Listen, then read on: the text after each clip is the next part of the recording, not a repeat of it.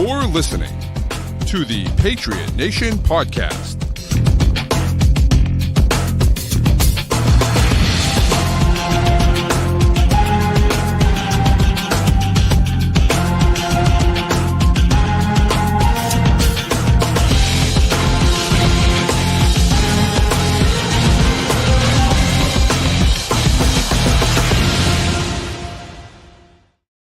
All right, welcome into another edition of the Patriot Nation podcast, a proud member of the CLNS group of podcasts. Make sure you go down and download and subscribe to all of our great shows. But today, it is the Patriot Nation podcast, and it's a special first post-game show, which is kind of interesting. First post-game show of the 2025 season, thank God. Matt is not here today, so instead joining me is my good friend, my practice buddy, and a local high school football coach as well, Brian Kelly. Brian, thanks so much for coming through, man. Appreciate it. Yeah, thanks, Pat, for having me. I'm excited to do this. Yep. We ended up sitting in the same section last night too, so it worked out. It worked out well. It was like we were back at practice. Right. But last night, obviously, Patriots crushed the Commanders 48-18. Oh yeah. You know, final score doesn't really matter, right? In a preseason game, it just doesn't. You know, who cares who wins the game, who doesn't win the game? Washington sat 30 guys, didn't play a lot of their starters, but it was still encouraging to see. And I'll tell you, the first, not even a snap, the very first play of the 2025 season being a Travion Henderson touchdown, with some great blocking, by the way, up front. Elijah Ponder with a really nice block in the hole, and some nice blocks, you know, from a bunch of different players, obviously, but showing the speed and vision instantly from a pick that, you know, some people didn't love at the time. I know Matt was a guy that didn't love the pick at the time either. But my goodness, a lot of excitement from Travion Henderson last night. Yeah, absolutely. I mean, you look for a guy who's going to be explosive in the kick returning game, and what better than to show his explosiveness than the first NFL touch he has, taking 100 yards of the house. And I showed you, I was filming that exact play from 12 rows back, and that was like, that's something that wouldn't even cross my mind as something to happen for Henderson to take it all the way. And I thought he showed a lot of flash in the offensive game as well, so I'm excited for this season. I mean, we saw a lot of the rookies play last night, and I thought we saw a lot of positives and not a ton of negatives, and I'm sure we'll get into more of that now. Yeah, and that's, you know, one of the biggest takeaways for me is that you look at the 2025 draft class, and look, it's early, right? It's really early, but I think we've seen kind of the same type of stuff in training camp. But you start going down the list of the guys that they drafted, right? And we can take Ashby out of it because he's a long snapper, like, you know, he's doing fine, I guess. I don't know. Borregales I'll take out of it because he's looked good as a kicker, but like he's a kicker. So like I'm not really, but you go down the list of the draft picks. Will Campbell looked great last night. Had one really bad mistake, but looked great other than that last night. Travion Henderson obviously looked great last night. Jared Wilson looked great last night. Kyle Williams didn't end up on the stat sheet. Should have had a touchdown, maybe even two if Josh Dobson gave him the ball, you know, and then he got tackled on a long pass. Did drop a pass as well, but you know, that's going to happen. I thought Craig Woodson looked good last night. He made a really nice play on a kickoff. He's definitely throws his body out there, is aggressive. And so, you know, you go down the list, and then even you get all the way to the seventh round, and Marcus Bryant started. You know, he played really well. He got the start at right tackle. Yeah. And I think that's – and Bryant really – and we'll talk about Will Campbell because, you know, that's the name on everyone's on the tip of everyone's tongue. But Marcus Bryant, to me, is a really important piece because the Patriots need a swing tackle. DeMondre Jacobs played pretty well last night. He hasn't had a good camp. He did not play well last year. But Marcus Bryant, to me, looks like a guy that can take over that swing tackle role for this season. And if you can develop him a little bit, you might be talking about your starting right tackle next year. Now, maybe they end up drafting a right tackle in the first round, and that's fine. Right. But, you know, like you have at least a starting level replacement piece at right tackle. And if you feel like you have that going into next year, that opens things up massively for you in the draft. And I think that, you know, what I've seen from Brian has been encouraging. And again, it continued last night. He played right tackle, he played left tackle, he played right tackle again. Like I thought he looked good last night. 100%. I think looking at the tackle depth chart right now, it's Morgan Moses' spot to lose. But at age 34, I don't see any way in which he plays 17 games this year. I don't think that's any way he's going to be healthy 100% of the snaps, right? And so having someone like Marcus Bryant, who is a rookie, albeit a seventh rounder, but coming in, being able to play both right and left tackle, being able to swing across. And just Tuesday on the walkthrough, DeMontre Jacobs was the one taking the majority of those reps. And so pretty quickly you see that, okay, Marcus Bryant's getting the starting reps here, goes over to left tackle, does well. Jacobs comes in at right, goes back to right tackle. So it is encouraging coming from the past couple of years where you didn't really have any confidence in if the starter goes down or really even in the starter. And, a guy like Vidarian Lowe, who's been hurt a lot, didn't play last night. He's losing possible reps here. He's losing opportunity. So having someone step up like Bryant is going to be crucial for the team because he's going to have to play some important snaps, or someone at least is going to have to play some important snaps when Moses inevitably does miss some time. And if Bryant can do what he did last night, and again, you mentioned 30 guys didn't play for the Commanders, so you got to take it with a grain of salt. But if he can do that on a consistent basis and just develop, that's really encouraging. 100%. And Bryant's an interesting guy because he played at SMU for multiple years, right? And then last year transferred over to Missouri. Yeah. And of course, Armand Membu gets taken in the top 10. Right. And instead of moving him from right tackle to left tackle, which I assumed that they would do, they kept Bryant at left tackle and left Membu at right tackle. Yeah. Now, Membu's in a good situation in New York, and that was the big conversation before the draft, at least on this show, and really a lot of places, is could Membu play on the left side? But Marcus Bryant, if Missouri had felt like he could play on the right side, probably would have preferred to move Membu over to the left and put Bryant on the right. They didn't do that, right? And so Bryant coming in, it's like, okay, good. He played left tackle, and that's good, and he was in the SEC, and he looked pretty good, and whatever. But does he have the flexibility to play on the right side if he has to? And I think just seeing that for me is good, right? And I'm happy to see that he has the flexibility. Again, can he be a starter in the NFL? We don't know, right? There's no way to know that. Right. But I feel at least encouraged that if something were to happen to Moses, and you point out he's 34 years old, like 12th season, things are going to happen, and he may not.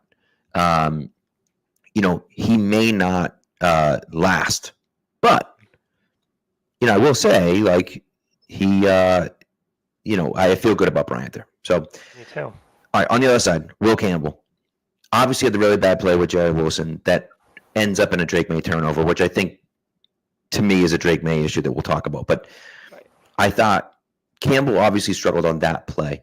Yeah. Outside of that, the meanness and the nastiness that he plays with, they haven't had a guy like that in a long time. No, they haven't. Noah, oh God, his last name is like insane. Igbenogany. Yeah, that's it. Thank you, Igbenogany. He just bullied him. It was just he wanted no part. It reminded me of Gronk throwing guys out of the club in 2014. Yes, it was incredible. It was awesome. He just pancake after pancake, nearly getting to fight in the first play because he gives the guy a little extra shove. You've seen it. He'll fight and die for this team, and not just the quarterback. He'll fight and die for everyone on this team, and it's incredible to watch. And it's awesome. And that's exactly the type of mentality that you want to see. And he brought it. And it's not going to all be perfect, right? He's going to have some mistakes here and there. Those things are going to happen, and especially with a rookie next to him, that stuff's going to happen, right? But I was impressed with the way that he played. I looked at it and said, hey, man, like, I feel good about this, right? And so you kind of walk away smiling sometimes because I'll tell you on the Travion run, the only run that Travion had, which they ran that toss left with him out as the lead blocker, right? His form is just so perfect getting out there and blocking those corners.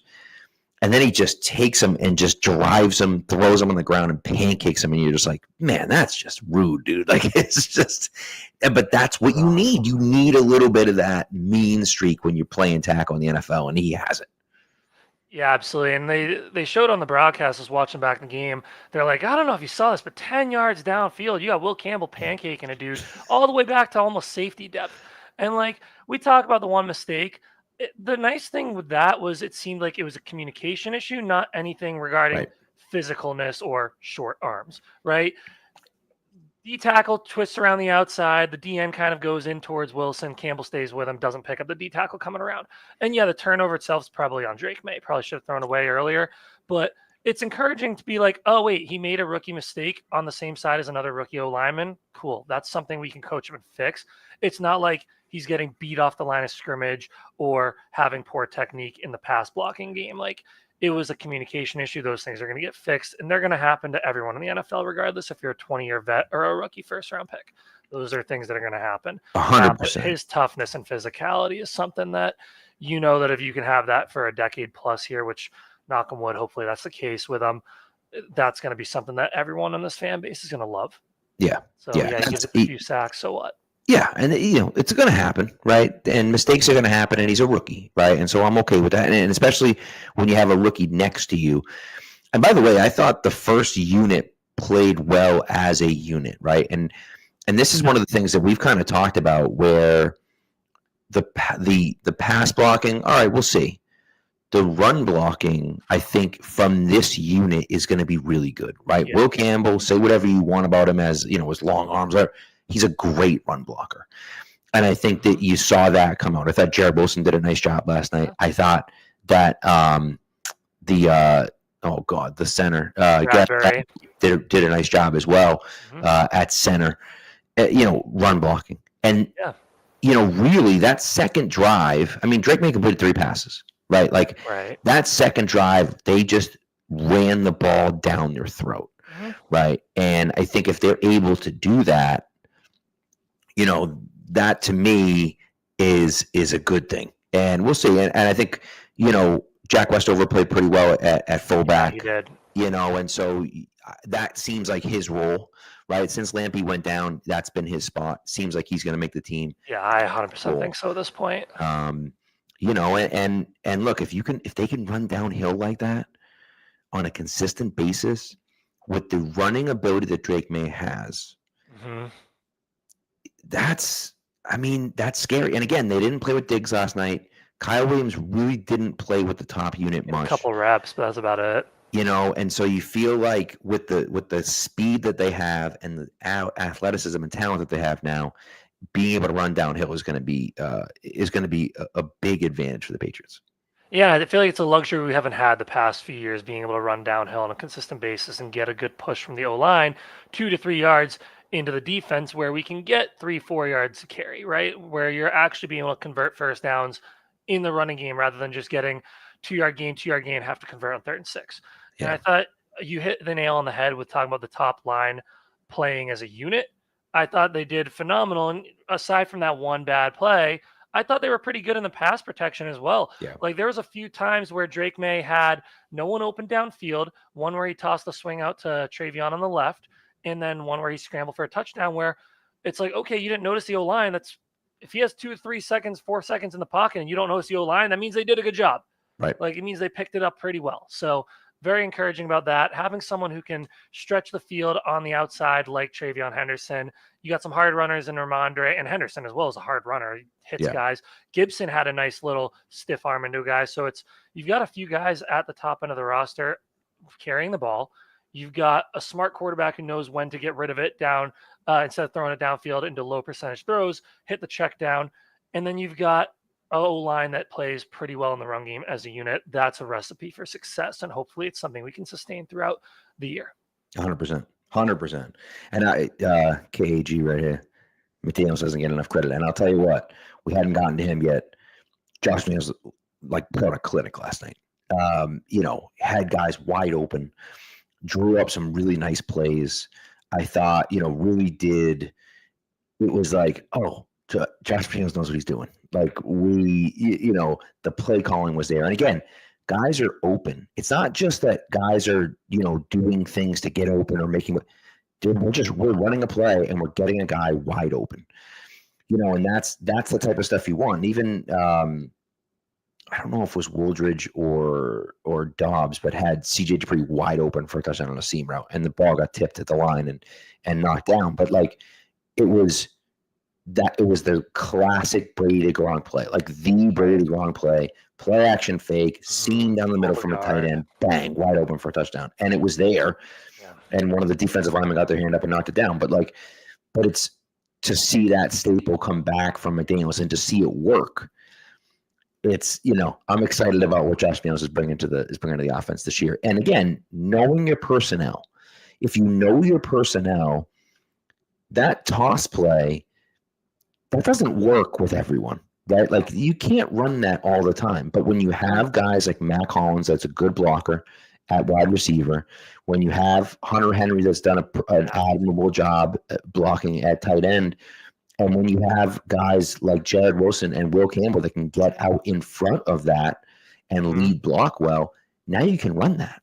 And I think that, that's going to be a lot of fun. I think, they came out in that set. I think it was the first play of the game. They came out in that set and it was like Westover at fullback. It was 3 tight ends out on the field, like including Westover there as a tight end. Right, exactly, yeah. So it was like double tight, well, I guess triple tight with Westover at fullback, 2 tight ends and Matt Collins. Right. And it was like, oh God, they're running. And I was like, they're running it left, right behind Campbell. They ran that toss play. I was like, oh yeah, okay, here we go. It's exactly what you want to see. So, And that toss play is only going to work if you can also run the ball up the middle, right? Correct. And it's like you have to be able to have that to keep D tackles on the interior, to keep it so that they have to have linebackers playing honestly. And then boom, you hit them outside. You can get 7-8 yards. Maybe you break it and hit it for more. And that's all, like you said, knowing your personnel. When you guys have guys that can be a threat in both the passing and running game, like a Matt Collins, like the tight ends, it helps. Like they even had Kayshon Boutte cracking down on guys on one of the tosses out in I think it was the early second quarter, late first quarter. It was one of Dobbs' drives. It was a toss to the right behind Bryant. Boutte was cracking down with Hooper coming in motion as well. So you've got a number of guys that can do it.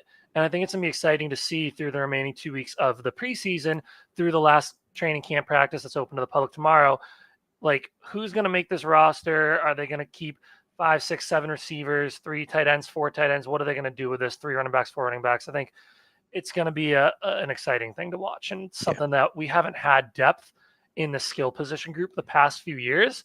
It's kind of nice to have it again, right? It's fun to watch. It's like, okay, wait, it might be a competition now.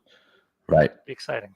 Right. Yeah. And it's interesting because the last few years, as you say, it's like, who's going to make the, back end of the roster? And you're like choosing between 4 crappy guys. Right. And now it's like, I don't know if we can cut this guy because I don't know if he'll get to the practice squad. Right. And that's, that to me is like, okay, I like that. This is good. I think Lamb Larison will make it to the practice squad probably, but someone could pick him up. I think Efton Chisholm, at this point, I don't know if Efton Chisholm makes it to the practice squad, and so that's those are fun things to talk about. And let's get to the wide receivers because I think let's do it. The bottom end of the wide receiver is really where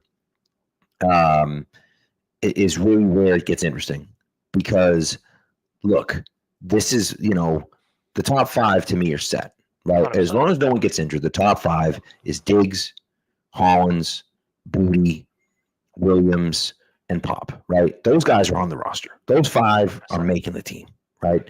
So now you say, okay, are you keeping 6 or are you keeping 7? And this is one of those things that, and we're going to talk about kind of that, the corner depth as well, and where this plays into it with Marcel Style going out, this week for the season. But, you saw what Efton Chisholm did last night. Now, listen, he's playing against 3rd and 4th stringers.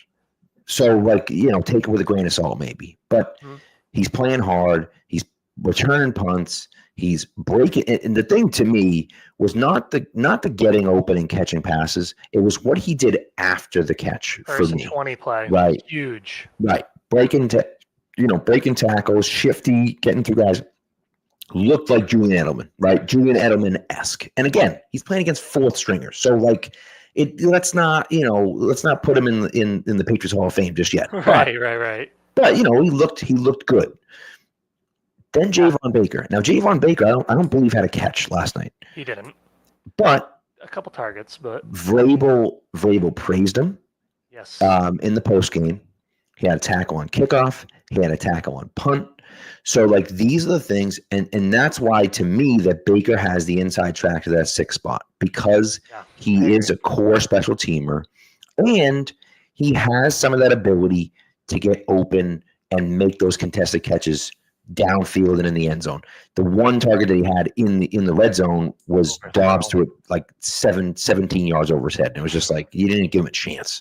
And so it's that type of stuff where if he can be that kind of guy and he's willing to get dirty on special teams, that separates him from Jalen Polk, who went out with an injury. And, I think, I don't know who said it here, but I think Nelson was saying that he might be headed to IR. And I think that's a possibility because he's not making this team.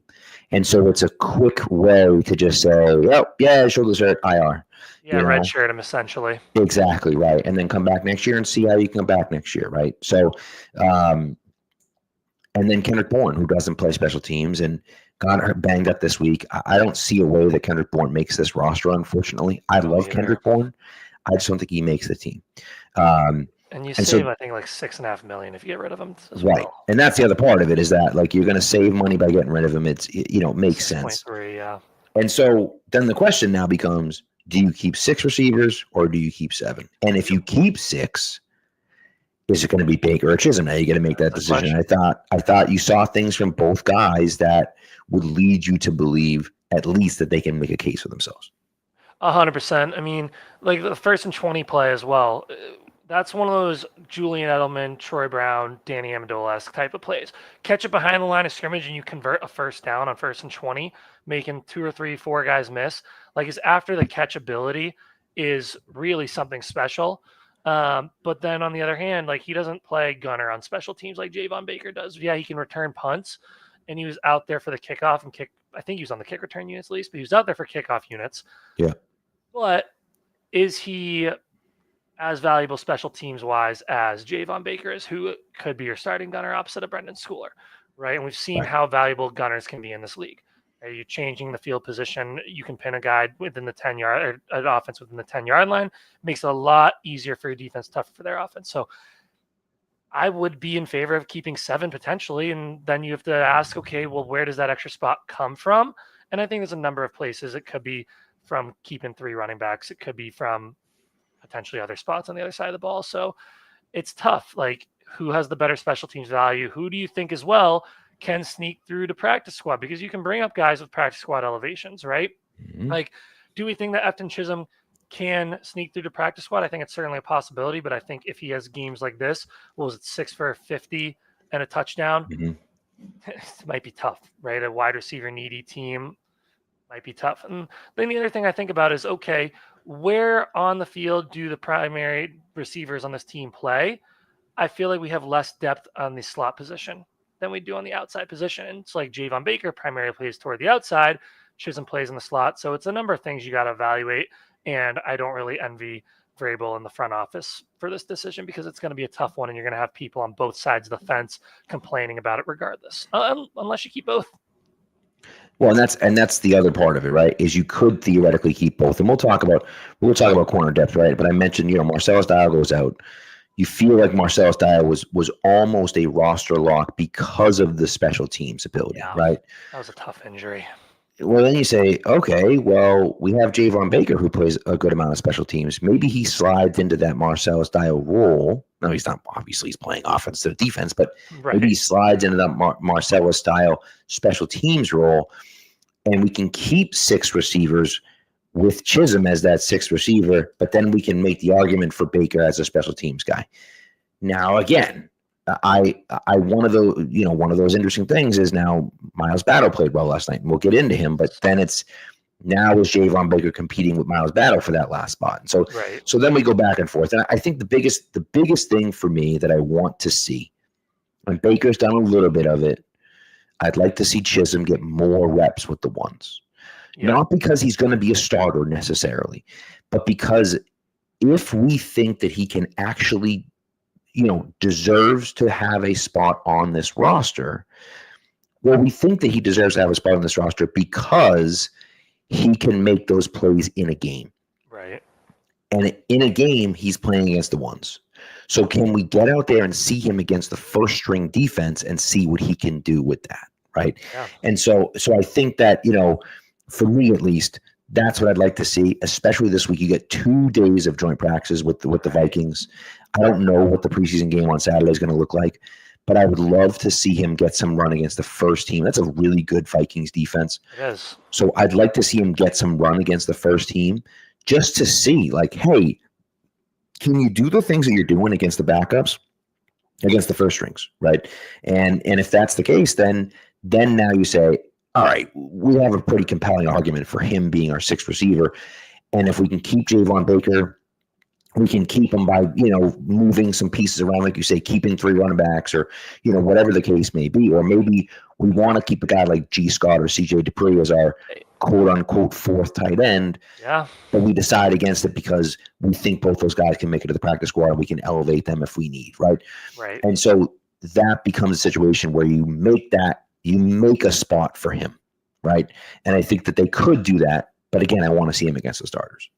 Yeah, absolutely. And I think you mentioned as well, do you potentially keep someone like G. Scott or CJ Dupree? It's like, okay, well, we have Hunter Henry and Austin Hooper who do have some injury history. It's like, Do we want to keep G. Scott, who has been showing he can get open in the practices? He didn't really do much last night, but throughout the practices that we've been doing, he's shown a lot of potential and promise. And then Dupree, who we know is a blocking tight end, can he make some noise in these last couple of weeks of the preseason and see maybe, okay, is it worth keeping a 4th tight end? And we know that McDaniels loves his tight ends, right? 3 of them played on the very first play last night. Right. It's like, if you're going to use 3 tight end sets, again, calling Westover a tight end when he's really playing fullback there, at some point, someone's probably going to get banged up, right? Or is it, again, we haven't seen as much from G. Scott in the game, the first game at least, as we did from Efton Chisholm. Can G. Scott, if this kind of keeps up, make it to practice squad? Whereas we don't know if Efton Chisholm can. And then, okay, we have Austin Hooper's out for a week, Hunter Henry's out for a week, Westover's out for a week. Okay, cool. Bring Scott up from the practice squad. Yeah. And where is it around the league in terms of guys getting cut that if G. Scott does get claimed, okay, we can take someone else and put him under a practice squad? Where is there more depth throughout the league? It's something that they got to evaluate. Yeah. And they got that kid. Westmoreland or whatever is Westing here in Ford, or I don't know. He's got 17 names combined into one. The tight end or 4th string tight end or whatever. Yeah, Fotheringham. Yeah, that's it. Fotheringham. Yeah. So they have him as well. Jaheim Bell as well. And that's the other part of it. So who do you want? I think there's enough tight ends on the roster that you can sneak 2 or 3 onto the practice squad if you need to. And they haven't really done a ton. I like G. Scott. I think I've liked what I've seen him. I love CJ Dupree. We haven't seen much from him. Of course, if he catches that touchdown from Josh Dobbs, it might be a different story, right? But we'll see what happens. But I think I would lean towards let's just keep 3 tight ends. And Old Man Mob asked the question. By the way, hope you're doing well, Old Man Mob. Heard you in the hospital last night. Hope everything's good. But Westover is the fullback, as far as I'm concerned. Like he's the fullback. He can have your rep. Yeah, and so he's the guy that's going to play fullback. He's your 3rd tight end as well, and so you say, all right, he's your 3rd tight end and your fullback together, combined into one, and that's fine. And so I think that for me at least, then you say, okay, can we keep Dupree and Scott on the practice squad? And then we feel pretty good about what they give, and we can bring up Dupree if we think we're going to need more blocking, and we can bring up a guy like G. Scott if we think we're going to need more receiving out of our tight ends this week or whatever. So, so we'll see. The other guy I wanted to mention too, and we kind of mentioned him just briefly, but Kyle Williams, I thought he had that one bad drop, and I think that this is the biggest question behind Kyle Williams was his hand size and his drops coming into the season, right? Yeah. That's just an easy comeback route. It's easy catch. He just drops it. Now, drops happen. It's going to happen. I wouldn't necessarily freak out about it. But I thought, man, his slant route on the goal line where Dobbs just missed him, like that's filthy. That was filthy. That was veteran level release. Absolutely. And so you see that. Then you see him get behind the defender and Dobbs come up short again. Right. And then, of course, second time he gets dragged down. But but in a regular season game, that would have been a penalty. Preseason, they're like, just punt the ball and end the half. Like, what are we doing? I don't know. We've seen a lot of times where they don't call that in the regular season That's either. true. That is very They true. were mid-season form. The refs don't need the preseason. Yeah. They were ready. But I thought I was encouraged by what I saw from Williams last night. Ends up with 0 catches, but like should have had a touchdown. And again, that second one could have been a long touchdown pass. And if Drake May is throwing it, I think it probably is. But I agree. But, we'll see. And Dobbs is something that, and someone, heck, where was it? Hold on. Wait. Sorry. There it is. I saved it, you idiot. I was looking at that one earlier. Wooldridge, I wouldn't say he's an undrafted steal, but he played well last night. He did. And I will say this: he's been awful in training camp, awful in training camp. He has gotten almost 0 team reps, like almost 0 in the last week or two. Right. But he went out there and played well. Now again, he's playing against 4th string guys, but it doesn't matter. He played well last night. He was decisive. He was pretty accurate with the football. I think that, that was encouraging for me to see. I think Josh Dobbs stays your backup quarterback simply because he's experienced and, they like the fact that he can be kind of a mentor to Drake May, and that's why he was brought in the first place. And he definitely outplayed, he was outplayed by Wooldridge last night. Not even close. I mean, Dobbs had a rough night last night. Dobbs was terrible. I also thought that on Wednesday, Josh Dobbs played really well in training camp. I thought he had some really, really nice throws. I thought he was decisive with the football. I thought he was accurate with the football on Wednesday. Yeah. So then, he has a good day in practice and a bad day in the game. He's a backup quarterback. That's what you're going to get. If Drake May, let's put it this way. If Drake May goes down, we're screwed. That's just, we all know this. Yeah, right? Ben Wooldridge won't save you. It's that Dobbs is going to be the backup for that one word you said, and that's mentorship. Right? Wooldridge right now is auditioning to be the practice squad guy the Patriots keep in the event that, God forbid, Drake May went down. Right. And Wooldridge is playing well in the practice squad. You bring him up, and maybe he actually starts over Dobbs, but you're keeping Dobbs on the roster as a mentor rather than 100%. to save your season if Drake May goes down. Like you said, if, knock on wood, Drake May goes down, you're done. Tank every game and try to get a better draft pick at that point. You're not doing anything. And Wooldridge is auditioning for a practice squad job, either here or elsewhere across the league, or maybe as a potential backup to a superstar quarterback where they want a young backup to potentially develop under him. And he played well. He had a great audition last night. He played well. And I think that to me, that point that you just made to me is where you're looking. If Wooldridge does well enough, I think he gets on the practice squad. He's your practice squad 3rd quarterback, right? And then next year, Dobbs leaves because you don't need the mentor. Drake May's going into his 3rd year next year. You don't need a mentor anymore, right? And so now you have a young backup behind Drake May that you feel okay about. It's not. Ben Wooldridge isn't like, we're comparing him to young Brady now in the chat, but come on. Let's get real, right? But, if he can be a serviceable guy for you for a game or two if Drake May goes out, then fine. That's a good thing. And I think ultimately, you look at what the Patriots did back in the day, and this is one of those interesting things where you look around the league. Look at how many, there's 2, right? Coaches, and of course, Kingsbury was there tonight and isn't a coach anymore. But you talk about Kingsbury and Kevin O'Connell. The Patriots just drafted as backup quarterback, and Brian Hoyer too. Brian Hoyer was there last night too. Mm-hmm. You just keep bringing guys in, right? Keep bringing guys in, and who knows? Maybe they're smart. They can, and they're reasonable backups. You know what I mean? And that's the way I look at it. And by the way, Wick, yes, I don't care if he went to the Manning camp. I don't care about he is poisoned, but he was an undrafted player. He's not Quarterbacks don't go undrafted if they're good. I'm sorry to say they don't. I just what do you want me to say? I'm sorry to say quarterbacks don't go undrafted if they're good players. And it's just, I know the NFL makes mistakes like everyone else. I get it. But he's been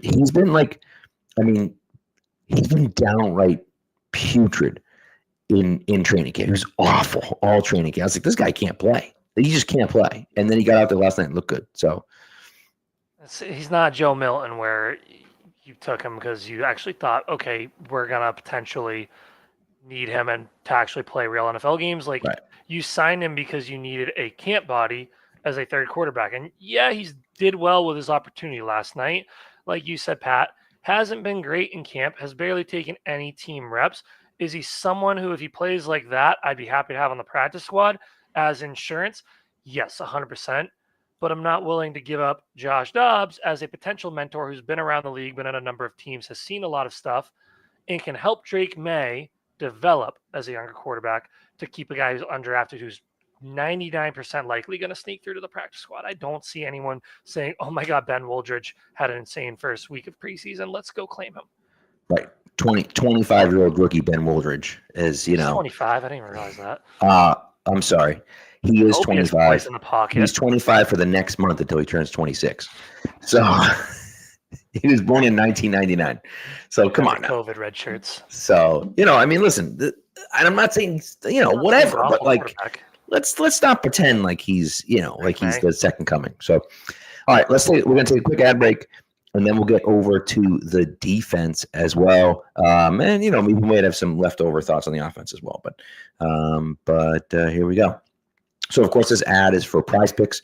Prize Picks is the best place to turn your sports knowledge into cash. With millions of members, Prize Picks made daily fantasy sports accessible to all. Just pick more or less on at least two players for a shot to win up to 2,000 times your cash. Run your game all season long on Prize Picks. Now, football's back, baby. Football is back, which means you should be making football rosters on Prize Picks. What else would you be doing? Like, come on now, right? But don't forget, women's basketball is still going on. Esports is still going on, and baseball is still going on as well. And you can mix and match those rosters with as many different sports as you would like and play them. Remember that on Tuesdays is Taco Tuesday. You get 15 to 25% off with the football schedule right now. People playing God knows what day, and so there's all sorts of stuff going on. And then on Friday, come on now.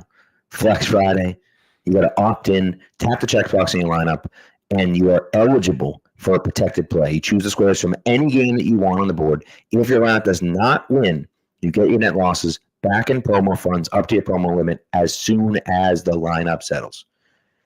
What's better than that? So what you're going to do, download the app Prize Picks, put in the promo code CLNS. When you play your first $5 lineup, you're going to get $50 instantly. Again, download the app Prize Picks, put in the promo code CLNS, and when you play your first $5 lineup, you get $50 instantly. Prize Picks, run your game. All right. Okay, let's get over to the defense. And you know what? Actually, before we go over to the defense, we have to talk about Drake May just for a second. Mm-hmm. We didn't really focus on it enough. And KAG makes the point here. I agree. Right, he has to work on decision making. Makes a lot of dumb decisions. Look, last night we mentioned the play by Campbell and Wilson, right, where you screw up the stunt, the guy comes through, it's third down. I understand it's third down. I know that we have to punt. I know we have to punt. Just take the freaking sack. Just take the sack. Yep. You don't have to be the hero. Right. Right? Like, don't make a bad play into a terrible play.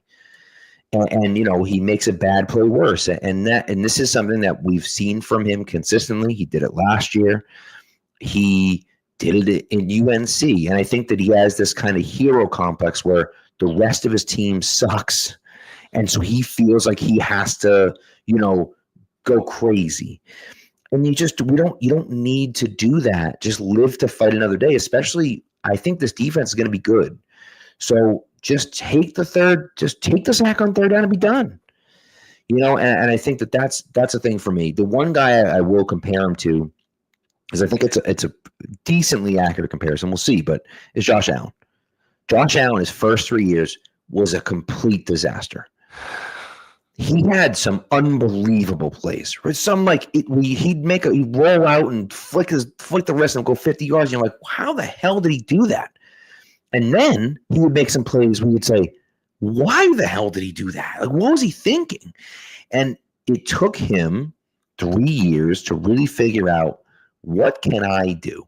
Not only what can I do, but just because I have the physical ability to do something doesn't mean I should, right? And I think that I need Drake. We all need Drake to figure out, hey, I don't need to do this stuff. I hope Josh Manos can help him with that, but he's got to cut that out because that's the one thing. That's my biggest issue with Drake May right now. Yeah. No, I agree with that. Take what the defense gives you is a phrase that you just got to come back to here. And that one play, stupid decision, right? Third down, just take the sack. All right. It's one thing if you're on fringe field goal range, Right. and you can't take a sack, which we've seen quarterbacks do, Matt Ryan. But your first game of preseason game, just take the sack, dude. Like, it's gonna be fine. And what I was encouraged with is second drive. All right, he's got a few of those longer pockets, like we talked about earlier. Dump the swing route off once nothing's open downfield. Don't just, like the phrase you said, just because I can do it doesn't mean I should. Right. Thankfully, in certain ones, he didn't, right? And we were able to drive it down their throat, use the run game a bit. Yeah, he didn't complete any passes to receivers, but he hit a few to running backs, allow him to get the ball in open field, gain some valuable yardage, and then go. And once we're on the goal line, no one's open. Take it yourself. No DBs over there on the left side of the field. Just take it yourself. So he's a second-year quarterback. Is his decision-making going to be perfect? Absolutely not. Is it pretty good overall? I think so. Does it have a huge ceiling to grow into? Yeah, 100%. So I was encouraged with that second drive. Yeah, the first drive, it's like, okay, dude, are we really going to do this again? Hopefully not. Right. And I think Stanley mentioned it in the chat here, and he's 22, right? Yeah. He's years younger than Jaden Daniels is. And I think that, that matters. Some of that maturing matters. And Daniels, you look at, he played at Arizona State. Then he goes to LSU, and they were nasty at LSU. And it was like, I have a great team around me. I don't have to be Superman all the time. I don't have to be. And I think that Daniels learned that. And of course, we saw, last year he has 6 fourth quarter comeback wins or something crazy like that, right? So, that's the thing for me is like, if may not ever be like that, but if he can just settle down a little bit and make plays within himself, the ability is there. And I do believe the work ethic is there. I believe the leadership is there. I think he has all of it. He just has to do it on a consistent basis. I think we've seen it from him. He just has to do it more consistently. And I think that he will, but it's definitely, it's definitely a concern if it continues. And we'll see. But I think that, if it continues, that's something to be concerned with. I think we talked about this last night, but like the fact that it happened last night is a good thing. I almost think, because you can point to that and say, hey, let's not do any of this stupid crap when it actually matters. Like last night didn't really make a difference, but like, let's not do any of this stuff when the games matter. And I think he's got, contrary to last year, I think he's got a far better coaching staff in here who's going to actually help him learn those things, right? Josh McDaniels, Mike Vrabel. Those are guys who are going to hold him accountable and actually teach him. I thought AVP did a pretty good job overall last year, but I don't know if we had it in the head coaching position. Right. He was holding guys accountable. And when he said something publicly, he was actually doing those things behind closed doors. We saw certain instances he wasn't. I think you've got a guy in Mike Vrabel who's going to set the culture and bring it back to what we had for 20 years and hold him accountable, which is something very encouraging. Exactly. Be able to learn a lot better this year. Yeah. Yep. Exactly. I agree. So, all right, defensively, interesting. You talked about the coaching from last year and of course, the front office moves from last year and everything else. And it wasn't great. Two good things about last year, though. Two solid things about last year. Well, first of all, Drake May, draft pick, nice job. DJ James and Miles Battle, two guys that were picked up off the waiver wire. DJ James, I think, in like September, and Miles Battle in like October, November. Yep. And guys that have been contributing in camp. James had a pick last night. Has looked great in camp. He seems like a roster lock at this point. Yes. And then Miles Battle, I think, made a push for the roster last night. He was all over the field, made a bunch of plays. I was happy to see him playing well. He's got a corner with some real size. They don't really have a 6'3", corner. 197. Yeah, they don't have a corner really that size. And so to have a guy on the depth chart that's got size like that and can cover, he could play. He looked pretty good out there. And again, Yeah. he's covering Tackle too. Michael Gallup and the backups and everything else. But so what? Like he looked all right out there, I thought. And so that bottom of the depth chart at cornerback is interesting. As we mentioned, Marcellus Dial goes out. He had a roster spot. Mm-hmm. Now you feel like the top 5 guys, and someone mentioned last night on Twitter about Marcus Jones, and they said, DJ James has looked good. Miles Battle is starting to play well. Alex Austin's looked good. Is there, and Efton Chisholm has looked good as well. Efton Chisholm's a punt returner. Is there a world in which Efton Chisholm is your punt returner and Marcus Jones doesn't make the team? Now everyone talks about Vrabel not liking small corners. We had Roger McCreary in Tennessee, who's maybe not quite as small as Marcus Jones, but he's not a big guy. He's pretty small. Is there a way that Marcus Jones doesn't make the team and Miles Battle and some other guys make the team instead? I think there's a chance for that, but I think there's enough spot on the roster that a guy like Marcus Jones and Miles Battle could both make the team as well. But I thought, he did a nice job kind of showing that he at least deserves a little bit more attention than he's been getting last night. And again, James just continues that rise. He showed it last night. He played great. And again, he's playing against Sam Hartman, but still, he's been out there as, with your starting unit playing corner because your 2 top corners are out, and he's been holding it on. And in practice, Battle's been out there a lot with them as well. Like, he's getting reps in practice, which is something encouraging to see. And you've got a couple guys like a draft pick this year, Kobe Minor, and then previous draft, Isaiah Bolden, who aren't getting those same reps and weren't getting those reps as early on last night. So I do think right now, if you do keep 6 corners, it's Miles Battle's spot to lose at the moment. And if you can provide some special teams value, potentially maybe that outweighs Javon Baker's special team value. Right. Like, it's kind of trying to put the pieces together so that you can have a good third unit in the special teams. But I do think he's done a good job in terms of taking advantage of his opportunities. I thought he played well last night. Like, was he Christian Gonzalez or Carlton Davis? No. If you have to rely on Miles Battle to be your CB1 at any point, you're probably in trouble. But with how much injuries have riddled this cornerback room, with Gonzalez now being out probably until the beginning of the season, with Carlton Davis not having played any meaningful snaps, with Marcellus Dial unfortunately tearing his ACL, these guys are getting opportunities. James has taken full advantage of it to the point where I agree with you, he's a roster lock at this point. I don't really see Marcus Jones getting cut, but it would be interesting if it does happen. Battle's doing a good job of his opportunities. I haven't really seen much from Isaiah Bolden or Kobe Minor. And then guys like Jordan Polk had a nice interception off a tip drill yesterday. Brandon Crossley played a bit. Trey Avery they just added, but I haven't seen much from them in practice to lead me to believe they've got any realistic shot of cracking the roster at the moment. Yeah, and that's, Polk had a nice interception, but like, he was beat like a drum on that play. He got beat real bad on that play, and then a mistake on the offense. Wasn't like he had a hell of a play. But I tell you what, though, he made a nice play making the interception, right? Like, the coverage wasn't there, but once the ball was in the air, he made a nice adjustment and made a nice catch, right? And then he got beat another time later on, and you're just like, all right, he's probably not gonna make the roster, but still, he's got that highlight, which is cool. Yeah. And I think to your point, depending on how many corners you want to keep, I feel pretty good about Miles Battle being in that kind of 6th cornerback spot.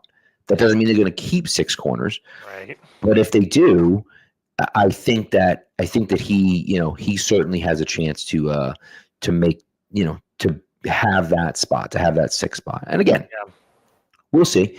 But I'm interested. I'm interested in seeing how that goes. And look, ultimately, right, it's going to come down to special teams and where else can you contribute. So if Baker and Battle are both playing special teams, then it comes down to, well, A, who's more important on special teams? And if Baker's playing gunner and blocking on the outside on punt and punt return and playing kickoff, then he might be more valuable on special teams. But if Battle's giving you, if you feel better about Battle at corner than you do about Baker at wide receiver, well, then now we're like, okay, well, then there's a difference. So it's all going to come down to that roster calculus and, who can we get through? And again, if we cut Miles Battle, is someone going to pick him up off the waiver wire? Maybe. They might. Man. If we cut Jalen Baker, is someone going to pick him up? Probably. I would think someone's probably going to pick up Jalen Baker. So I would agree with that. If you cut him, you're probably going to lose him, right? You might lose Miles Battle too, but who you feel more comfortable with losing, and I think that's really what it comes. What it really comes down to. So, so we'll see. Ultimately at the end of the day, we'll see what happens. But I thought that last night, and we kind of talked about off air about this. I don't really have anyone. I was critical of Drake May's play because he's a starting quarterback, and I want to see better out of him.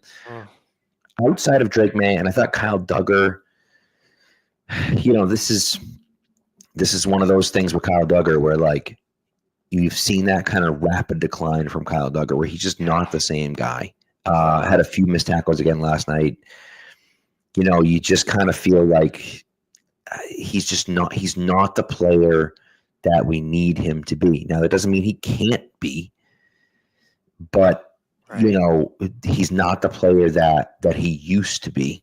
And he's getting paid a lot of money. And so I don't know if, I'm not sure if they're going to want to keep Kyle Duggar on this team.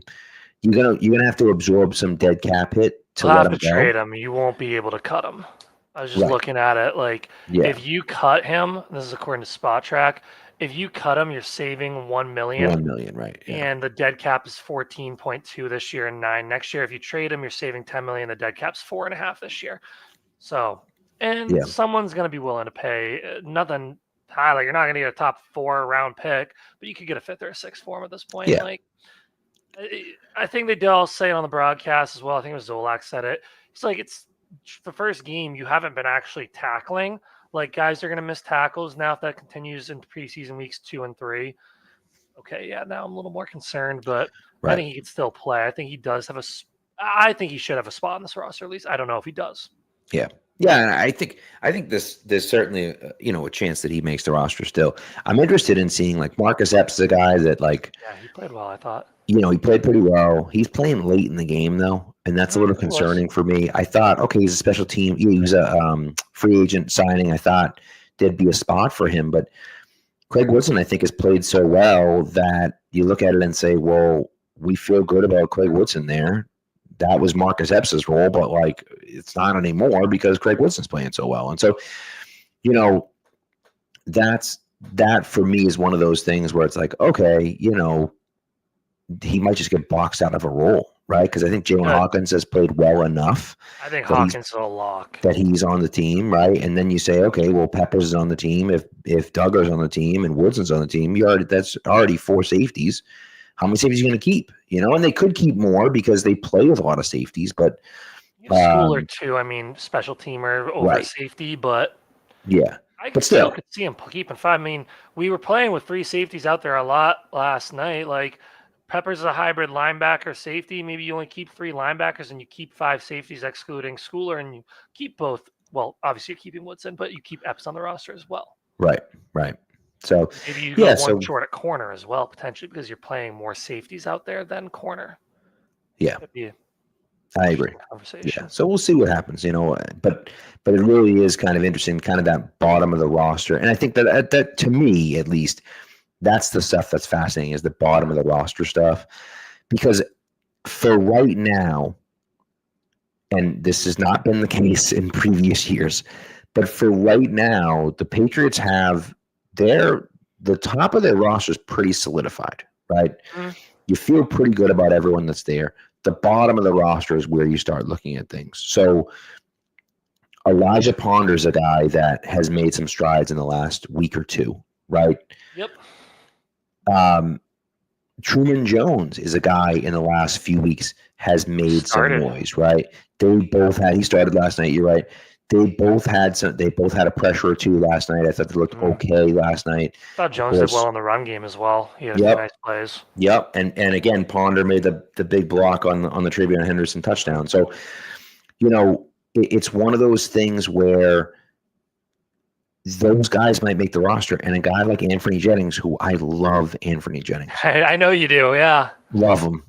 But he's playing late in the fourth quarter last night. That's just not a good sign. End of the game. That's not a good sign. You know, No. that he's playing at the very end. Like, you know, he's playing and guys like Elijah Ponder and Truman Jones aren't. And that's just not, Right. you know, that's not what you want to see. And Matt kind of mentioned it right away, but like this system in particular doesn't really fit what he does well. It doesn't, unfortunately. He's a really good run-stopping defensive end. Yep. But like that's not what they need right now. No. It doesn't really fit the system that they're doing. I love him as well. It's like tough to watch. I was there with my brother last night. And I kept being like, "Oh my God, Jennings back out. Jennings back out. Is he gonna be pulled? Nope. Right. There till the literally last play of the game. He's out there on the field. So I think it's hard to get rid of a guy who is so reliable overall on early down situations, defending the run as an edge guy. But do you keep Swinson, Ponder, Jones because of potential upside over Jennings, where like Jennings is high floor, low ceiling. Right. Like you know what you're getting out of him. You're not going to get a guy who's going to get more than a few sacks a year. You're keeping him there to defend the run. And so to me, a guy like that is valuable on the roster, but do you feel confident enough with the other guys that they can develop into good run defenders, that they have more upside in the pass rush? So, right. And I agree with you. I think it's a bad sign for Jennings. I think really what they were doing is auditioning him for a trade. Like looking at the numbers, you can save an extra $1.4 million by trading him rather than cutting him. So you're saving 2.9 versus 4.3. So they're auditioning to trade him, I think. Well, and this is, and this for me is one of those things that comes back to, and this is something that we talked about, with the wide receiver depth, where you say, okay, the bottom of the roster guys, this guy isn't going to make the roster, right? But maybe he might have some upside for you, so we could trade him to you for a guy on your roster that isn't going to make your roster, but might make ours, right? If you have a tackle that is fine, but probably isn't going to make the roster, but he might make our roster, right? And I think that's kind of the idea there. So we'll see. But it saddens me to see that happen with him. But when you factor in the fact that Ponder's played well, Truman Jones has played well, and he's been there, and then we're not even talking about Caleb Chasen and Harold Landry. So they didn't even play last night. So Landry's a starter, I think, at this point. Right. He's been taking every rep of the ones in practice. Yeah. So then you say, okay, well the edge position is pretty full, and is there a spot for Anthony Jennings? And I think the answer that's probably no. I agree with you. And so then you say, okay, well now what? So can we trade him somewhere else or whatnot? So maybe you get a pick swap as well. Like you trade him in a 7th for a 6th. Cool. Right. You move up 30 spots in the draft. Yeah. Send him somewhere he likes. Well, and again, somewhere he has a shot to make the roster, right? Yeah. If you're running a defense like Mayo and Belichick ran, he's a good fit. He's a guy that can play the edge and and stop the run. I think that's an important player. Very important. It's just not that important in this particular type of defense. Right. He's kind of a tweener, and he just doesn't do enough for you. So, so we'll see. The one thing, the other bottom of the roster thing we didn't talk about was the interior of the offensive line. I thought, that's right. Ben Brown last night was interesting because he played center and he played left guard, and to me, this is a situation where you're looking at, what is my depth going to be? Where is my bottom of the roster depth going to be, right? Cole Strange is a backup. Layden Robinson's a backup. Alec Lindstrom's a backup, right? Tyrese Robinson's a backup. You get all these kind of interior guys that are backups, but if you feel like Ben Brown's played admirable at center, which I think he's done a good enough job at center. He's done a fine job at center. And if he can give you replacement level play at left guard, well, then you feel like, well, I can keep Ben Brown and he can be my super sub on the inside, and he can cover any of those guard spots as well as center if any of those guys go down. And, does that mean you're cutting Cole Strange? I don't know about that, but it might mean you don't have to keep a guy like Layden Robinson or a guy like Alec Lindstrom, or you can have him. You can keep one less lineman because he can play both center and guard for you, and I think Right. that matters. You know. And I think with that, like the twos when they came in, it was the three centers you have on the roster, essentially, aside from Lindstrom, playing in there, right? Bradbury, Brown, and Strange were your interior guys. And you had Brian moved over to left tackle from right where he started, and Jacobs came in to play right tackle. So I think it's probably fair to say that unless Vidarian Lowe comes back and makes everyone jaw drop, which I don't see happening, I think Bryant and Jacobs are your backup tackles.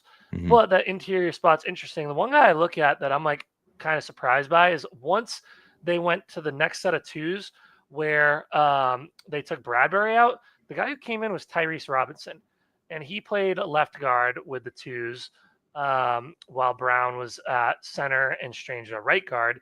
And then when the threes came in, that's where we saw Conley, Layden Robinson, Lindstrom, Butler, those guys, and Jacobs stayed in with them. So it's interesting to me, is Tyrese Robinson a guy they feel like could be our 10th lineman as an interior guy if you do keep Brown and Strange, which I think they should personally. And then I have Tyrese Robinson as the 10th guy right now. But then, okay, now you're getting rid of Layden Robinson, Caden Wallace, who are two of your top, I want to say 4 picks from last year, right? Wallace was pick 68, third rounder. Robinson was early 4th. Okay, we're already probably getting rid of or throwing it to IR Jalen Polk, potentially Javon Baker's around. Like, you lose 4 of your top 5 draft picks from last year at that point. Like, I just want to know where the heck is Caden Wallace? Why didn't he play? Because we have no news about injury with him. City So the same thing. Why is he not dressing? I mean, I know they moved Wallace in from tackle to guard. I would think he has more of a chance to make the roster at guard, but if you're not out there healthy, you're not going to make the team. Yeah, I mean, 8th overall last year. It's sad. Yeah, it's rough. The two of them, the fact that they both didn't, and City So didn't dress, the fact that Caden Wallace and City So didn't dress last night, and there was no word on an injury. Right. That's the confusing thing. It just feels like you're not even close to making the roster. And maybe they are hurt. And they could be hurt. They could be, but we haven't seen them get in. Although, did City So may have left with an injury the other day. I think he might have. But Caden Wallace didn't. Not that I saw. Not that I saw, and I've tried to scour Twitter, and I'm not seeing anything about it. So you know, I don't know. That's a tough thing for me where I don't know what you do with the interior of the offensive line. And again, it's what sucks is that, again, Drake May, we'll see with Drake May, but I think, the ceiling is the roof, as Michael Jordan would say. But, I think that he has a high ceiling, which is great. But as you said, your next 4 picks aren't even going to make the roster this year. Right. That's like disastrous, just absolutely disastrous. And I get it with regime change, but that's still sad. Right. And that's one of those issues for me. But my goodness, man, oh God. So I don't even want to think about how bad. And this is where we've been, where the drafting has been terrible. Well, now you look at this year, and again, it's early. We're one preseason game in, right? But it looks like you got starters all over the place on your draft. Bottom of the draft, yeah. And even at the bottom of the draft, now you're saying, all right, great. We have our third string tackle in the 7th round, right? Right. We're drafting, in the 4th round, we're drafting a safety we feel really good about. So, you're getting day 3 picks that are making an impact on your roster day 1. And that just doesn't happen a lot. And, and the fact that they're able to do that, that's what it takes to become a great team in the NFL. Yep. You can sign all the free agent guys you want. At the end of the day, you have to have great drafts. Yeah, you do. And the Patriots, the last 3 years, it seems, have done a nice job in the 1st round, right? Christian Gonzalez, Drake May, and Will Campbell. Looks like the last 3 first rounds have been good. Campbell, the jury's still out. May, the jury's still out, if we're being honest, right? But if those 3 can develop into really good players, that's great. but you need day 2 and day 3 guys as well. We haven't gotten that in the last few years. No, we It haven't. seems like this year that we did. And that's what takes you from a good team to a potentially great team, right? Or from a bad team to a good team, you know? I mean, you go back and look at, you look at the Patriots from back in the day, and you look at, the 90s drafts were good. And that's what got you guys like, Prushki and Vrabel and Ty Law, and not Vrabel, Right. but Prushki and Brown, Ty Law McGinnis, and Troy Brown and, Lawyer Malloy and, all those other guys, right, that ended up being kind of the, William McGinnis, those cornerstones of that 01 team. And then you draft a guy like Richard Seymour in the first round, and then you draft Ty Warren, and then you draft Vince Wilfork, and then you go through a dead period. From that, like 05 to 08 or so, Yeah. we had a few in there that were good, but not really. And then you look at 09, you got Edelman in the 7th round of 09. And that 2010 draft, you knocked out of the park. And 2011 was okay. In 2012, you get Hightower and Chandler Jones. And now, all of a sudden, you're looking at it saying, oh, yeah, we're really good again. And that's how you get back to where you were. Right. Yep. That's how you get back to, that great team, not just a good team anymore, but a great team and a dynasty, because you had those, 3 or 4 really good drafts in a row. And oh, by the way, you have the greatest player of all time. But the point is that you have to have those good drafts. And I think that, this is a good launching off point from, you may have gotten some blue chip players in the last few drafts, which is good. But we need those day 2 and day 3 guys. So that's what we've got. So, all right. Any other notes from the game that you have? We didn't talk about linebacker at all. That's a true. Very curious position. I think they're going to keep 3 interior linebackers. I really do. I don't think you need to keep any more than 3. What's up with Tavai? Like, are we going to see him all this preseason? I don't know. Spillane's a stud. Ellis had a few really nice plays yesterday. One that Milton Williams absolutely sent an O lineman flying into the backfield, and it cleared a wide open hole, and Ellis came screaming through. Like, from our angle, that was a sick play where we were in the end zone. And then Gibbons seems to be a reliable number 3. Yep. Then it's like, okay, you look at who came in next. It was Rice and Mapu, and then Riley and Moten came in at the very end. Riley and Moten are just trying to fight for a practice squad spot. But honestly, at this point, I think Mapu and Rice are too. Yeah. Is Jelani Tavai even going to play in the preseason at all? And like, if he doesn't, okay, does the coaching staff just really love this guy and they're going to keep him around? Or is it like, okay, adios? And I don't think he fits. He's another guy like Anthony Jennings where he just doesn't fit. The scheme doesn't fit him. He's just like, he's not the guy. He's not the type of guy they want. And so, I think Tavai's probably gone. And I think, as you pointed out, those 3 guys are your 3 guys. And then you're talking about, Monty Rice and Mate Mapu. Like, they didn't do anything last night, even against the backups, Yeah.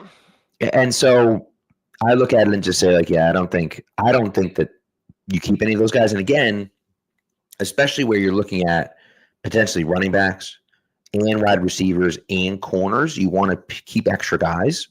Right. You got to cut from somewhere. And I think the easiest place to do that is linebacker, especially when you have guys like Duggar and Peppers that basically play like linebackers anyway. I was going to say Peppers is essentially a glorified linebacker at this point as well. Right. He's your Pat Chung. He can play anywhere you need him to. I'm not saying he's Rodney Harrison level, but he's that role. But he's that role. Exactly. Right. And I think that, that's a valuable role for them. And it allows you to keep a few less linebackers or 1 or 2 less linebackers. And then agreed. Then now it's like, okay, now we can keep this guy instead. Yeah. Right. I mean, listen, would you rather have Efton Chisholm or Marte Mapu?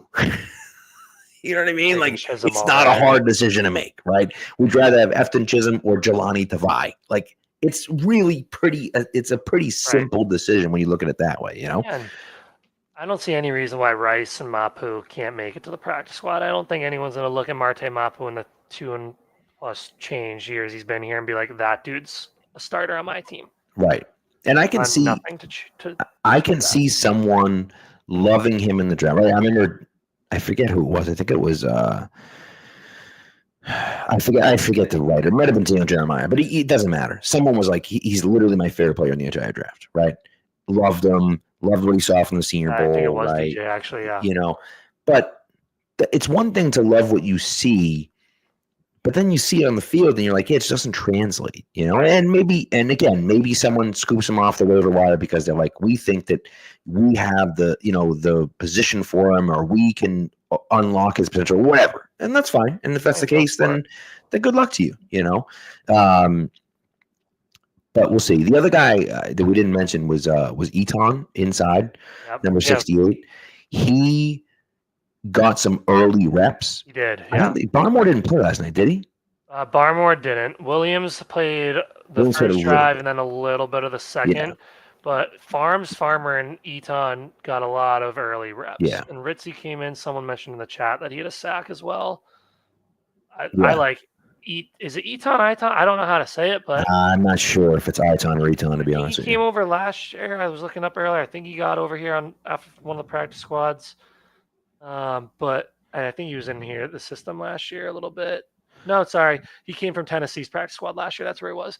But he's got a lot of reps in camp from what I've seen as well. Like, it's weird when you see a 68 out there on the defensive line and not the offensive line. Yeah. But when you see the blue jersey in practice 68, you're like, okay, I'm going to take a look at this guy. He's got a funky number for D-line, and he's done well. Farmer, rookie, Farm's been on the team for a bit. Like, I'm curious to see how many they keep, because I think Barmore and Williams are obviously your top two guys, and I think Tonga makes the team as a third. He had a nice pressure that I think Zolak credited to Farms last night, but I watched it back and it was Tonga. Had a nice pressure on one of the balls that Alex Austin celebrated. That was a complete drop by the guy who's defending, but I'm curious to see what they do with the interior D-line. Like, how many guys do you keep in the front seven? I don't think you go heavy at the linebacker position, but does that mean you go deeper at the D-line and edge position? I think you do. Like, looking at my list, I think you keep 10 guys on the D-line and edge and 3 linebackers. Yeah. I think that makes sense. I think that makes sense, And I don't even have Eton on it right now. I think I might change that, but it's close. And that's the thing, is that close. He's making a push for that roster spot, and you feel like, Tonga's on it, obviously. Mm-hmm. And then you say, okay, yeah, Farmer's going to make it. But yeah, is Ritzy going to make it? Is Eton going to make it? Is Farms going to be on the roster again? Right. One thing that that Olajiga has going for him is that because he's an international pathway player, they can keep him on the roster and not count against the 53-man roster. So they can just keep him for free. Now, maybe they think he stinks and they don't want him, but kind of feels like I'd keep him regardless. Like, why? You might as well. You know what I mean? If he doesn't count against the roster, then who cares? And so we'll see. But that interior defensive line depth and even the edge depth is something that bears watching as well. So I think it's one of the stronger positions depth-wise, along with the receiver. I think so too. And so someone in the chat's asking about Scary Terry. There's no shot. There's just no chance. The Commanders, I just can't imagine the Commanders would be that stupid to trade him unless the Patriots got stupid and offered something like a first-round pick this year and a second-round pick next year or something like that, which I think would be just atrociously bad. I'm not saying that we have anyone at Terry McLaurin's level at the moment. Like, if Diggs can come back healthy to his prime form, I'd take Diggs over McLaurin, but off an ACL tear, who knows what it'll be. But I'm not paying a first-round pick and mortgaging the future for Terry McLaurin. Especially he's gonna be 31. Like, he's old. Something like that. He's the same age as Diggs, and it's just like I'm all set. So, and I know he's a young 31, or what, because he came into that draft in 2019, as opposed to Diggs, who came in a few years before that. But still, I don't care. So. Who we didn't talk about? Lamb Larison. Yeah. He had a nice night. 7 carries, 35 yards, a touchdown at the end. He finally punched it in. Yeah. He runs hard. He's a good little receiver out of the backfield. We'll see. I don't know if there's a roster spot for him. There might be. I think if there's 4 running backs, he's probably the 4th. I don't think Terrell Jennings, who also ran a good amount last night. I don't know if he makes it. And did we even see JaMychal Hasty at running back at all? I saw him out there for special teams. I don't think he played. I don't think so. I didn't see him in there at all. I didn't either. I think he was like the one guy who didn't play his position at all last night. Yeah. like looking through the roster. So I mean, I'm curious if Larison can. I think he's a guy who can crack through to the practice squad easily. Hopefully, I think so too. I don't think anyone's going to pick him up. Someone might, but I don't. He's shown some flashes here and watch. there, but nothing Taking a crazy. lot of reps of the ones in practice too, which is fun. Yeah. I think he's held his own for the most part. But I don't know. I'm curious to find out what happens there with him. But yeah, they were comparing to Burkhead last night on the broadcast as well. yeah, Natural, same number. You're gonna compare him. He wears the same number. He's a white guy wearing the same number, exactly playing the same position. Yeah. So they keep him around at least in the practice squad. I don't see any reason you wouldn't want to keep him in the practice squad. I think for sure. I think if he gets cut, he's definitely on the practice squad unless someone else picks him more up. than normal. Yeah. I also think there's a chance that he just makes the roster. I think we have 2 weeks left. I certainly think there's a good chance. Like right now, I have 6 receivers. I don't have Chisholm on, which pains me, but I think you could keep 7 receivers and have Larison off. I don't know. Yeah. That's it's kind of an ever fluctuating list. And again, it is. Jalen Polk gets hurt last night. Does he end up on the IR? Someone said Larison left with an injury. I didn't see him leave with an injury, but Mark Daniels tweeted he had a walking boot on. That's right. I forgot about that. Okay. So then if that's the case, then maybe they just say, you know what? Go to IR. We'll see you next year. Yeah. And you just kind of go from there and see what happens. And maybe next year Antonio Gibson isn't on this team. Maybe next year Ramondre Stevens isn't on this team. And now it's, Travion Henderson, you pick up another guy and Lane Larison, and they're your 3 running backs, right? And so, I'm not sure, of course, but that seems to make sense to me. Where if you feel like there's not a spot for him on the roster, but you think you're going to lose him if you cut him, IR wouldn't be a bad spot for him. I agree with that. So, I think that's it. I don't think I have anything else from the game itself. We talked about kicker competition was interesting. They both took a lot of kicks. Yeah, I'll tell you, Parker Romo. If these were 2 veteran kickers, I think Parker Romo would have a strong case at being the guy. He hit 57-yarder last night. Right toward us. That was awesome, and he hit it pretty easily too. Yeah, he does kick it a little low at times. Yeah. The kid missed twice from 60 in warm-ups. I didn't see the warm-ups at all. So, but wide right. He had the distance, but he missed them both wide right. It's warm-ups. I'm not super concerned about it, but every time they get out there, they're both hitting the vast majority, if not all, of their kicks. I think when you look at it and you just say, well, you drafted Borregales. I don't know how you justify keeping Parker Romo over Borregales when they look the same. I think if Parker Romo is going to win the job, he has to beat out Borregales. And I don't know if he's done that. I think they both have kicked well. Yeah. I think I'd love to have Parker Romo on the practice squad. I was going to say the same thing. You have 16 slots. If no one takes him, bring him back. Now, on the flip side of that, he's looked good. And so I think people will be pretty dumb, I would think. It's hard to find good kickers, right? So I would think if you cut him, someone's probably going to pick him up. But potential trade for a late round pick too. So kicker trade! Come on, a kicker trade would be so much fun. We had it recently, didn't we? I know. Yes, Nick Folk. It was Folk. You're right. Yeah. Got it. Like if someone's lower on the waiver wire and they need a kicker, and there's a few teams ahead of them, I'll do a pick swap. Never mind. Like I said, a 7th, but I'd trade a 6th for a Romo and a 7th easily. Right. Yep. So I'd be down with that. I would be down with that. So, but yeah, another kicker trade would be fun. But I think that they've both showed that they belong on the roster, or that they at least have made a compelling case for themselves on the roster. But again, it's you drafted Borregales. Yeah. You're not cutting Borregales unless he loses the competition, and I don't think either of them have lost the competition. They both have kicked well. And so you're just kind of looking at it saying like, well, that's, what are you going to do? Yeah. So, all right. How about the Tom Brady statue unveiling before the Awesome. game.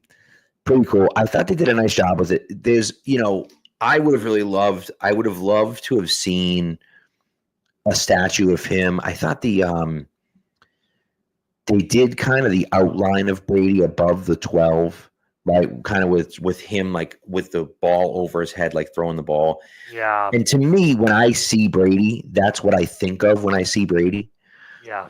The problem is that if you're going to make a statue of the guy, you can't put it with his helmet on his head. You can't do that. Yeah, you need to see the face. And so you I thought it was have going to be the Super Bowl 51 holding the trophy up, like especially with how the it's shaped. When the curtain was over, I was like, oh, he's holding the trophy up. I was like, oh, okay. And I wonder if, I don't know, but I think that part of the reason why they did that is because they wanted him with the jersey on in the uniform. And so then it's like he's not in the full uniform if he's holding the trophy up. And so, you know what I mean? And so I think that was kind of the idea, was that they decided to, they decided to go with that. And I think they did a nice job with it. I think it looks good. It looks phenomenal. Some people were saying the proportion with the head was too small or whatever. I don't think the head looks too small, but whatever. You got to have something to nitpick. And I will say, if you can nitpick that a little bit, that's fine. I think overall, it's a solid stash. I mean, shoot, I took a picture of it last night as I was leaving. Yeah, I went up. A bunch of people were touching helmets, so I went up and touched the helmet. That's so cool. But like in the dark, right here, like in the dark with the White House lit behind him, it looked awesome. Like it looked awesome. And so that to me was it just looks cool. And so I was happy to see it. I thought they did a nice job with it. So someone said I would have went with Brady yelling, "Let's go." I think that would have been a win as well. Yeah. Yeah. Do you see on Twitter someone said it should have been Super Bowl 36 when they hit the pass to Wiggins and then they went down and spiked it. Oh, him. Takes the snap, catching the ball. Spikes it, catches, just hold it out. That would have also been kind of sick. Like, yeah, that would have been aura farming essentially right there. Like that. I totally agree. Like, it would have been cool. And Wes, who our other practice buddy, very dramatic and passionate guy, never stoic. Him just standing there was a miss. And so, he did say it's a nice statue. I agree with him. Like, I wish you could have seen more emotion there. I wish you could have seen something. I will say the two best statues I've ever seen. The two best statues I've ever seen is the Bobby Orr statue and the Michael Jordan statue in Chicago. Those are the two best because it's an iconic moment, right? They're playing the game. The moment is iconic. Or flying over, winning the freaking Stanley Cup championship, right? Like, literally scoring a goal to win the Stanley Cup and then flying through the air. Unbelievable, what a moment, right? And then, of course, Jordan, jumping from the free throw line with the Jordan pose and everything, and they have the stuff underneath. Like, those two are the best because it happened in the moment, and those are iconic poses and photos and and pictures. Yeah, Brady's there. It's not an iconic moment. It's just him, right? But again, the problem is you had to do something with the helmet off. Yeah. So you couldn't do, him throwing the ball. You couldn't do him reacting to a touchdown. You couldn't even do him catching the ball like that because it's like he's got his helmet on. You know what I mean? Like, that's what makes the difference. The Malcolm Butler interception. I saw that. Yeah. So good. You know what I mean? Like, that'd been funny. So, but it's, it's. So I get it. I understand what they had to do. But, it came out phenomenal regardless. I thought it came out. I think they did a really nice job with it. I thought it came out well. They did a professional job with it. I think the details are really cool. The fact that it's 12 feet tall, and then the hand is another 5 feet to make it 7 feet, 17 feet total, and then the fact that they have the 6 panels on each side with the Super Bowl wins is really cool. Like, so that type of stuff is the stuff behind it. I think is interesting. And they did it as good of a job as I think they could have done. Yeah, no, I agree. So anyways, and I will also say too, like some of the ones in Green Bay are really cool, like the Curly Lambeau one, and there's a Curly Lambeau and there's a Vince Lombardi, and the Vince Lombardi one is dope because it's just him, like his overcoat, like standing like this with his arms crossed, like he's coaching. And I'm like, oh, well, like iconic, you know what I mean? But I thought it did a good job. Again, it's not an old man mom that says him yelling like "let's go" or something like that, or even like fist bumping when he's like running to the end of the running to the LMG end or moment, something. yeah. I get it, but again, the hard thing is to have that come through on the bronze statue with him yelling and the expression in his face. Like I just don't think you could have ever gotten it totally right. You know what I mean? Right. And so that's why I think it makes more sense to do it the way they did it. But nevertheless. So, all right. Anyways, you got anything else? Not really. I'm excited for the Minnesota game to see what kind of unfolds. I'm hoping we hear something about Jalen Polk sometime soon. Like, feel bad for him. Yeah. I thought he had a good week of practice the past week as well. He had the one day where he's 4 for 4 on one-on-ones. Like, kind of just sucks to see a guy get hurt, but it means you can redshirt him. Cool. Right. He was trending the fact that he was trending in the right direction, then maybe he comes back next year and he makes another stride and you feel like, okay, now he can actually get on the field and play. Yeah. We'll see, but I think it's better than the alternative because I don't see a path for him onto the roster right now. I don't either. And so if he ends up on the IR, then you feel like, okay, let's regroup. We can come back next year and see what happens. It's like maybe at that point you don't have some of these other guys above him anymore. Right. Or even at this point, because of the new rules, if you put him on IR now, you could bring him back at some point later on in the season. And so if you put him on IR and a guy or two goes down with an injury, yes, even during the offseason. Oh, I didn't realize that. Yes. So if you put him on the IR, you could, because it used to be you had to get the guys through the 53-man roster to bring them back. I thought it was still that. Oh. But that's not the case. And so they could put him on the IR now in the next week or whatever. I'm not exactly sure when that cutoff is, but I know it's before the 50. I know it's before the cut down. I do know that. So okay. You could put him on the IR and then theoretically bring him back if a few guys went down with an injury and you needed more depth, So we'll see. Yeah. So anyways, so that's what we got. Yeah, thanks for having me. Dude, this has been so much fun. This has been so much fun. I appreciate it, Brian, and I'm excited to. Are you going to practice tomorrow as well? Yeah. You? All right. I will be there. Yes. Right, I'll see you there. The last public practice. Last practice open to the public. So, and good luck. You're coaching. Where are you coaching? I'm at Tri-County. Tell everyone Yes, Tri-County. Little shout out to the Tri-County Cougars? Tigers? Cougars. You had it right the first time. Yeah. That's what I thought. Okay. Yep. Nice. Yep. So good luck to them. Appreciate it. Thank you. We start up next week. Hope your students or your players are watching you talk about the Patriots. I'll have to let them know. So, yep. Well, thank you, Brian. I appreciate it. Thank you, everyone, for listening, for the chat.